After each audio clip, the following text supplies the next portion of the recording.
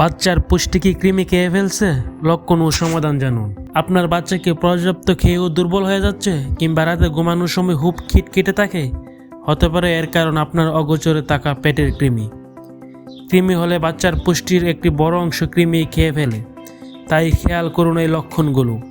খাবারের প্রতি চরম অরুচি, পর্যাপ্ত খাওয়ার পরও ওজন না বাড়া, ঘুমের মধ্যে মুখ দিয়ে লালা পড়া, মলদ্বারে চুলকানি বিশেষ করে রাতে, ঘন ঘন পেট ব্যথা বা বমি ভাব। কখন ওষুধ খাওয়াবেন? সাধারণত 2 বছর বয়সের পর থেকে কৃমির ওষুধ নিরাপদ, তবে বিশেষ প্রয়োজনে চিকিৎসকের পরামর্শ 1 বছর বয়সের পর দেওয়া যায়।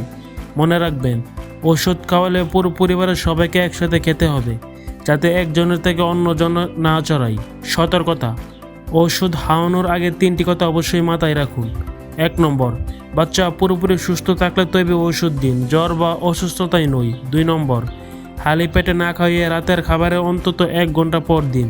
3 নম্বর, সঠিক ডোজের জন্য অবশ্যই শিশু বিশেষজ্ঞদের পরামর্শ নিন। প্রতিরোধ: সুস্থ থাকতে বাচ্চার নখ ছোট রাখুন, সাবান দিয়ে হাত ধোয়ার অভ্যাস করান এবং খালি পায়ে মাটিতে হাঁটতে দেবেন না। আপনার সন্তানের সুস্বাস্থ্য ও সঠিক বেড়ে ওঠা নিয়ে এমন আরও টিপস পেতে আমাদের লিটল কেয়ার ফেসবুক পেজটি ফলো করুন এবং আমাদের লিটল কেয়ার বিডি ইউটিউব চ্যানেলটি সাবস্ক্রাইব করুন। ধন্যবাদ সবাইকে।